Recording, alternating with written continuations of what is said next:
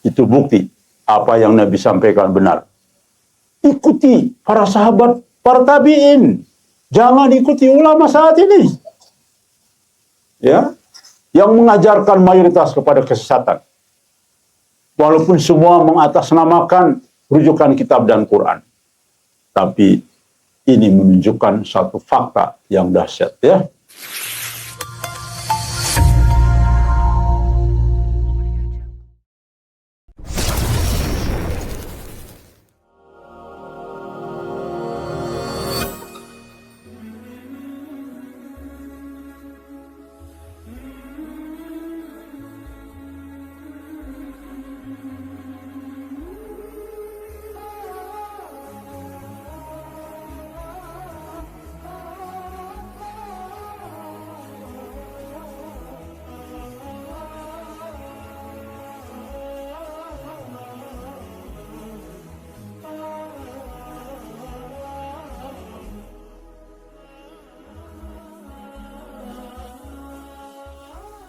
Informasi yang saya terima, ini ada mimpi Muhammad Qasim yang baru. Mimpi ini diyakini sebagai mimpi Muhammad Qasim. Informasinya begitu. Walau alam, karena ini tidak langsung dari Muhammad Qasim, tetapi dari orang-orang sekitarnya. Mimpi ini telah ditakwilkan oleh penakwil dan saya jadikan judul mimpi baru Muhammad Qasim ini.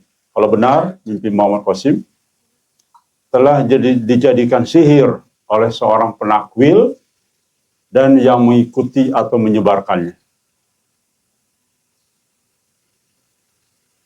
Kenapa saya katakan menjadi sihir? Silakan nonton kajian sebelumnya, di mana saya merujuk kepada ulama-ulama besar tabi'in, salah satunya Ibnu Sirin, dan generasi berikutnya, ulama-ulama besar berikutnya. Ada, kalau tidak salah ada 4 atau 5 kitab saya mengutip, dan ternyata Masya Allah sama. Artinya hasil takwil dari seseorang yang tidak sesuai Quran dan hadis, maka itu sudah dikatakan sihir. Masuk akal. Karena ingat, sihir itu menyesatkan. Indah tapi menyesatkan. Wangi tapi menyesatkan. Cantik tapi menyesatkan. Itulah sihir. Jadi betul, logikanya masuk.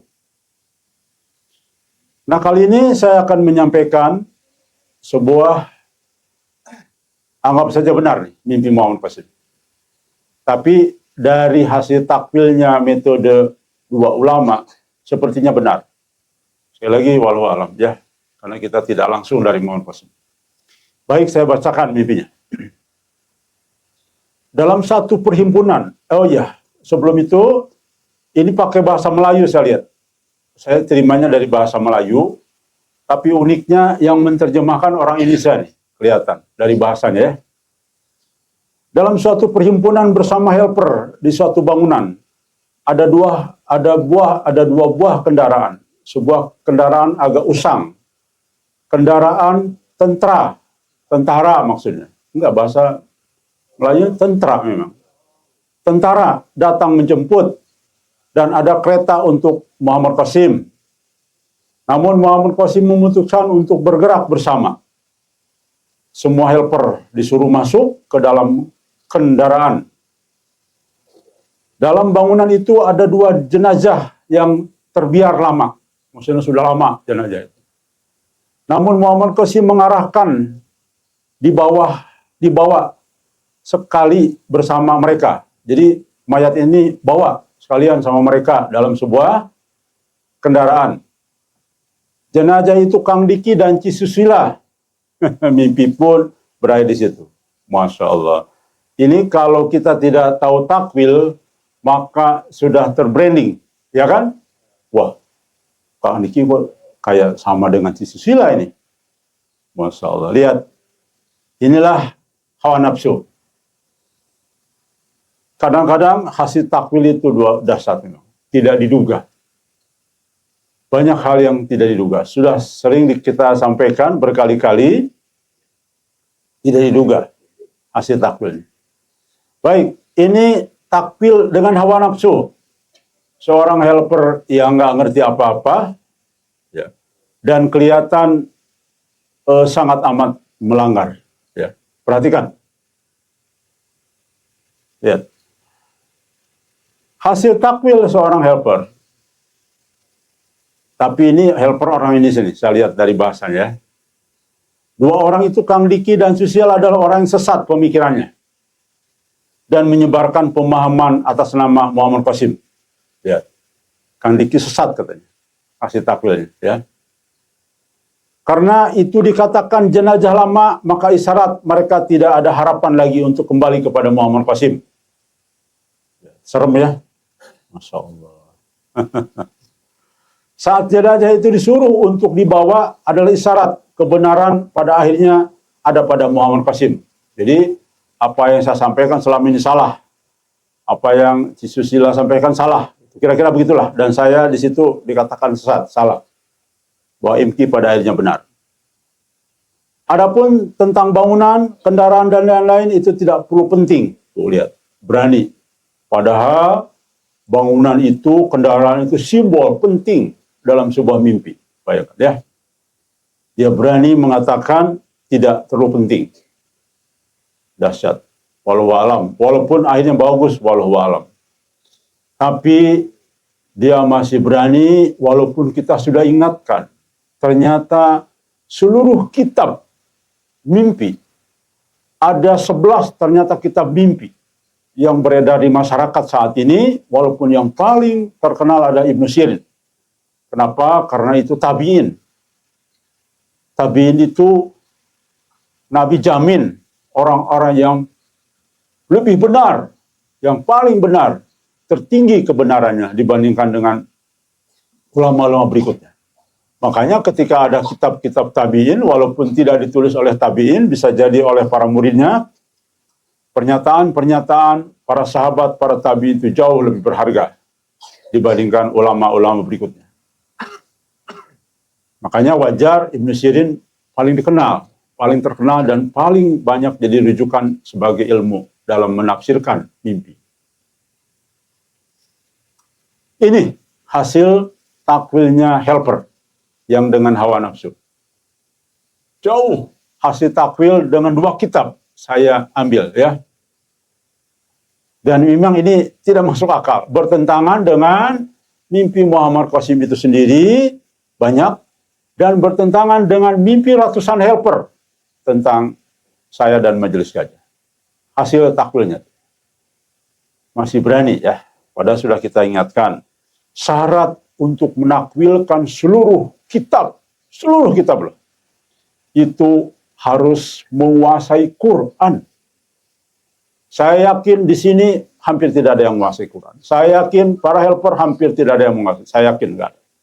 Saya yakin ulama-ulama sekarang mungkin barangkali yang menguasai Quran dengan pemikiran tabi'in tidak ada barangkali malah. Ya, tidak ada. Oke, apa hasil takwil Ibnu Sirin? Saya ada 2 menurut Imam Al-Qurtubi. Ya, saya sengaja ingin mengambil tafsir metode Qurtubi ini, kitab Qurtubi, karena lebih hati-hati lagi. Ya, perhatikan hasil takwil Ibnu Sirin. Jadi persepsi kita di dalam membaca tadi, mungkin kalau kita tidak membaca tafsir yang sungguhnya sama pemikiran teman-teman, betul tidak? Jujur. Membaca mimpi ini pasti langsung berpikir jelek tentang saya, betul tidak? Betul. Iya pasti, karena saya disandingkan dengan Cisusila. Disandingkan dengan Cisusila. Pasti, wah bener nih. Masya Allah. Bisa-bisa Mas Suhada, Mas Dedi, Mas Musa ninggalin saya nih. Kalau membaca ini saja. Oke, baik. Kita lihat Ibnu Sirin. Dalam kitab Muqaddimah oleh Ibnu Sirin, beliau tidak membahas secara langsung takwil mimpi secara literal, tetapi menggunakan pendekatan falsafah dan logik terhadap fenomena dalam kehidupan, termasuk mimpi. Takwil mimpi lebih banyak dirujuk kepada ulama seperti Ibnu Sirin, namun mimpi yang Anda ceritakan dianalisa berdasarkan simbolik dan konteks budaya. Pertama gini, unsur-unsur dalam mimpi. Ini karena mimpinya dalam versi bahasa Melayu, maka kita imbangi dengan bahasa Melayu juga. Siapa tahu ini bikinan orang Melayu, Malaysia. Perhimpunan bersama helper. Perhimpunan sering melambangkan kerjasama atau tanggung jawab kolektif. Helper mencerminkan sokongan atau pembantu dalam menjalani tugas. Arti dua kendaraan. Kendaraan usang tentara melambangkan tugas berat, tanggung jawab besar, dan perjalanan yang melibatkan pengorbanan. Kendaraan tentara jadi boleh bermanfaat perlindungan dan kepemimpinan yang tegas. Jelas ya artinya. Kereta MQ melambangkan pilihan yang lebih lebih selesa dan pribadi. Apa itu artinya? Nyaman. Iya. Keputusan MQ untuk bergerak bersama, itu arti kereta. Mohon kosim. Pilihan bersama dalam kendaraan tentara menunjukkan sikap kepemimpinan yang mendahulukan kebersamaan, walaupun dalam situasi yang tidak ideal, yang menggambarkan sifat pemimpin yang rela berkorban demi kepentingan ramai umat maksudnya. Jenazah yang dibiarkan lama, nih lihat, yang sebenarnya artinya. Jenazah melambangkan sesuatu yang telah berlalu atau berhenti, seperti amanah tanggung jawab atau kenangan yang belum selesai. Dari sisi tanggung jawab MQ, karena yang mimpi MQ nih. Lihat jenazah ya artinya. Arahan untuk membawa jenazah menunjukkan keinginan MQ untuk menyelesaikan tanggung jawab yang tertangguh atau memperbaiki sesuatu yang telah lama diabaikan tuh. Ya, persis ini. Informasi persis ya. Yang saya sampaikan bahwa seseorang penasihat gajah sudah punya insting bahwa MQ sudah mulai jenuh dengan pihak di sana. Jelas ya? Dia ingin memperbaiki diri. Sama dengan takwilnya sejalan dengan mimpi para helper yang lain. Pada akhirnya akan kembali ya. Nama dikit canda dan susila boleh merujuk kepada individu tertentu atau simbolik terhadap hubungan dengan masa lalu, prinsip dan amanah. Persis ya. Hubungan masa lalu kan? Diseranjang dulu ya. Nah itu persis. Takwilnya Masya Allah mendekati realita. Nah inilah kalau tabi'in ya menakwilkan. Walaupun sudah masa 14 abad yang lalu, 13 abad yang lalu, tapi kitabnya masih orisinal sesuai dengan fakta hasilnya ya. Dibandingkan dengan para penakwil terkini, walaupun bergelar para sarjana, tapi kita lihat yang ada justru jadi sihir bagi kita. Lihat tentang jenazah itu artinya. Ini terbalik dengan takwilnya. Ini persis contoh-contoh yang sudah sampaikan tentang mimpinya Mbak Febri, ya, tentang mimpinya Nanang Kosim yang membunuh ular tukang diki. Ternyata, Masya Allah, justru mimpi itu untuk koreksi diri sendiri para pemimpi dan informasi yang real dan sesuai dengan fakta di lapangan. Tapi takwilnya bertentangan. Namun setelah ditakwilkan oleh Ibnu Sirin, Ibnu Khaldun yang tidak mengenal kita, tapi justru persis sesuai fakta yang ada di lapangan. Dahsyat. Itu bukti apa yang Nabi sampaikan benar. Ikuti para sahabat, para tabi'in. Jangan ikuti ulama saat ini. Ya, yang mengajarkan mayoritas kepada kesesatan. Walaupun semua mengatasnamakan rujukan kitab dan Quran. Tapi ini menunjukkan satu fakta yang dahsyat ya. Kita sedang diajarkan oleh Allah Subhanahu wa taala melalui mimpi ini bagaimana hebatnya para sahabat dan tabi'in. Persis, lihat.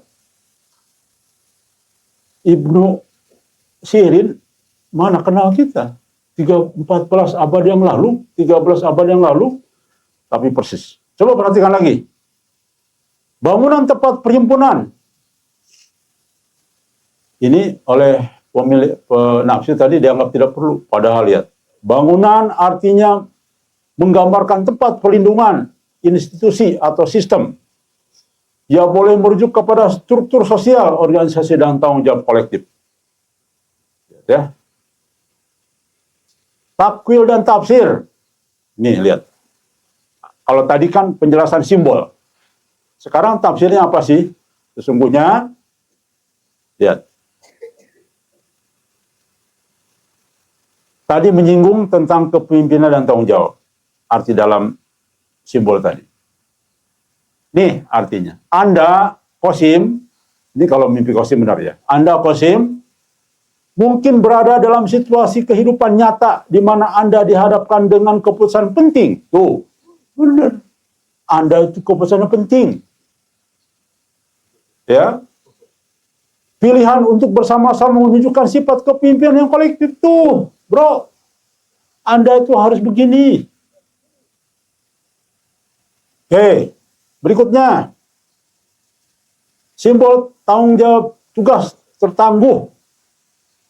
Jadi artinya tugas Anda itu ditunda-tunda, diabaikan itu artinya tugas tertangguh. Jenazah menggambarkan amanah. Tuh lihat. Lihat, dahsyat ya. Terprosok semua penakwil mimpi. Makanya saya sudah bilang, wahai para penakwil terkini, kontemporer saat ini, semua harus apa? Tobat nasuha. Karena Anda sudah menjadikan sihir para pemimpi saat ini. Ya. Lihat, justru di dalam 2 kitab nih saya ambil. Sama. Jenazah menggambarkan amanah atau tanggung jawab masa lalu yang perlu diselesaikan. Tuh benar. Bro, Qasim tuh, dengarkan. Sebelum Anda bergerak ke depan, tuh, selesaikan dulu masalahmu dengan aku. Kira-kira gitu loh. Bro, selesaikan masalahmu dengan saya, bro. Nah, itu. Ini boleh berkaitan dengan sesuatu yang telah lama diabaikan dan dilupakan. Tuh, kamu melupakan saya memang, bro. Ngajak jalan-jalan. Harusnya kamu tuh main gokar sama saya, bro. Jalan-jalan ke pantai sama saya seharusnya. Baik, itulah kebenaran. Ya. Dengan sekalian, saya sudah mengatakan kepada para kaki tangan Dajjal. Karena saya pada pagi ini, saya akan berkesimpulan para penakwil yang tidak mau menyadari ini, mereka adalah kaki tangan Dajjal. Saya punya definisinya itu. Dan kepada kaki tangan Dajjal saya harus keras. Ya. Perhatikan. Arti pengorbanan di dalam mimpi itu. Keputusan untuk memilih kendaraan tentara, meskipun usang, menggambarkan komitmen untuk mengutamakan keperluan bersama dari kepentingan pribadi. Betul. Persis. Ya. Urusan suruh bunga, ngirim bunga, kok jadi urusan pribadi? Ini kan saya datang urusan perjuangan umat besar. Tapi ngambek gara-gara urusan pribadi semua. Coba bayangkan. Ini persis. Jadi mimpi ini untuk Muhammad Qasim, bukan untuk saya. Baik, terusan. Peralihan besar. Mimpi ini juga boleh menjadi isyarat bahwa Anda, Muhammad Qasim nih Anda, sedang berada di fase peralihan dalam hidup yang memerlukan fokus, kerjasama, dan menyelesaikan beban yang masa lalu. Tuh. Jadi kalau Anda masih punya urusan masa lalu, selesaikan dulu sebelum bergerak. Allah akan tahan. Persis ini. Dengan apa yang disampaikan oleh Bro Ahmad kemarin. Contoh, penyelesaian Palestina tidak akan terjadi jika tidak ada pertemuan dengan Nah itu, ya, Bro Ahmad menjelaskan dalam tahlil mimpinya loh. Bukan kata saya, kata mimpi Mubasyirat. Pembebasan Palestina tidak akan terjadi jika belum ada pertemuan antara, silahkan, mungkin ini hayalan, mungkin dianggap kurapat atau apa, ya silahkan saja. Oke, maka ini bro, benar bro, mimpimu benar. Cuman kamu ini belum tahu takwil, masih polos. Aduh. Dan ini ditangkap oleh para penakwil, kaki tangan Dajjal. Sehingga menjadi menyesatkan tadi, saya bayangkan. Ya,